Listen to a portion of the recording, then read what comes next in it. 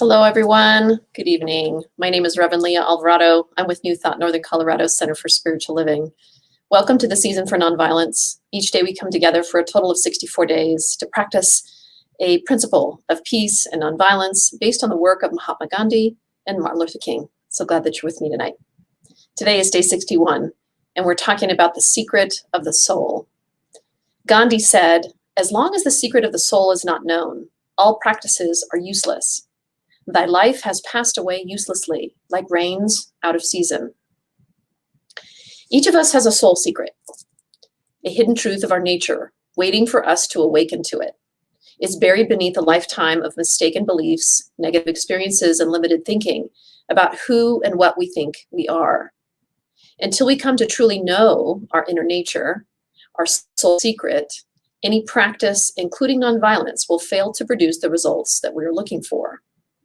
Many of us have seen in the lives of others or in our own lives experiences that looked like and felt like they were natural, and yet fell far short of what was intended or desired. Then we discovered that in the end, they were forced. These experiences, even when they do reflect some pale version of our soul secrets, will always fall short of what we are born to do unless we do the work to heal some of the beliefs, memories, and thoughts we've collected over a lifetime that no longer serve us. We can't always hear what the soul has to say when our heart is blocked with pain from the past. Our soul has secrets to tell us. It knows what would bring us the most joy in our life. If we have the courage and support to do the healing work, our true nature can be revealed, and the work of nonviolence is easy and success is assured. So my first question for you today, hi Dennis, nice to have you here. My first question for us today is, what has your soul been trying to tell you? You know, our soul is that inner voice. You can say that our soul is that connection to the divine, and it's often speaking to us, but we don't always hear it. We don't always hear that voice. And so I ask you, what has your soul been trying to tell you? What kinds of inklings have you been getting? What kinds of guidance have you been receiving? Sometimes it doesn't always show up as an actual message in words, but sometimes it shows up, a book will show up at the right time, or something will just show up in our life that we weren't expecting.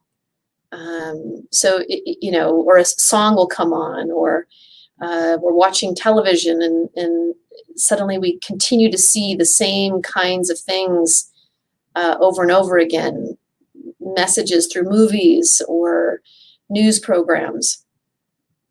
What has your soul been trying to tell you about your life? And in what ways are you already living your true nature? In what ways are you already doing that? Are you already following that guidance of your soul? So I'd love to see those in the chat if you have any comments. Be still and know. Yeah. And that's such wonderful guidance for all of us, particularly right now with so much that's going on in the world and in our communities, to just be still. I was talking to somebody earlier today about self-care and the importance of that, particularly now. And that requires us to slow down. It requires us to take a deep breath. And when we're still and we're quiet, that's when we can hear the secrets of our soul. That's when we can receive those messages that are just for us. Because the messages that come through are going to be different for me than they would be for you or anyone else. Yeah. And so our affirmative practice today, let me put that in the chat.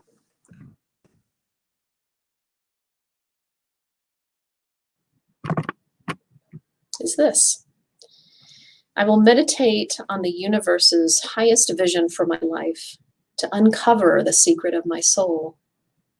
In everything I do today, I will listen for the negative voice of my old beliefs. When I hear it, I will ask, what is it I need to heal?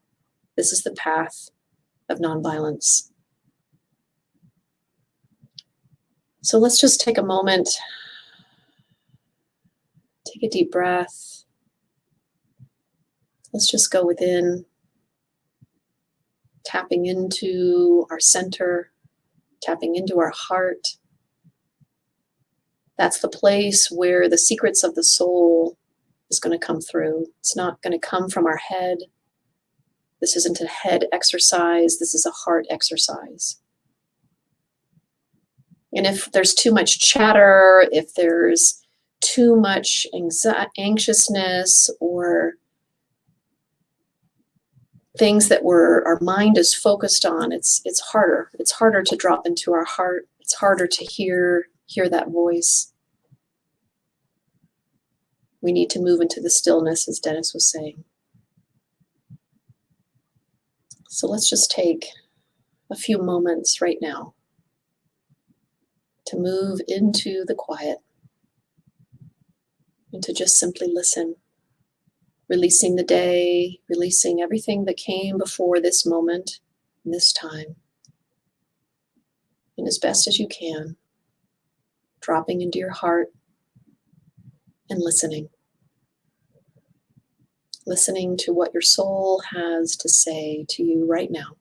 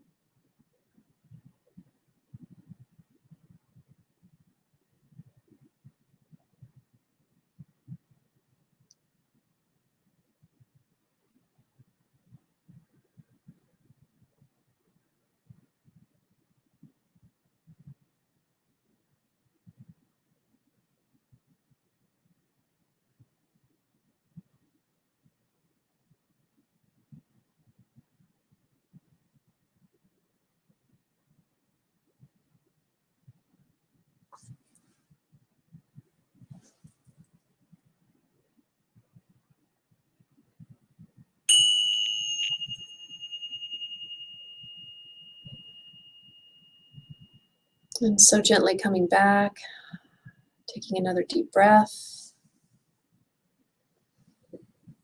It feels good to just be in the silence, to tune within, to tune into our soul with intention, to see what it has to share with us, to see what it has to show us. Even for those few moments, that is truly self-care. Allowing ourselves to just be and to move into that still point where we can hear the messages. Thank you for being with me this evening. Tomorrow is day 62. We're going to be talking about conquering them with love. We're winding down our series here. We're going to end on Saturday. And I'm thinking possibly about continuing this. And if that is at all of interest to you, let me know. So we'll see what the next iteration of this will be, but I'm contemplating it. I haven't decided yet, but I would love your feedback. Have a blessed evening. I wish you a beautiful evening filled with love and peace in your heart. I look forward to being with you again tomorrow. Namaste.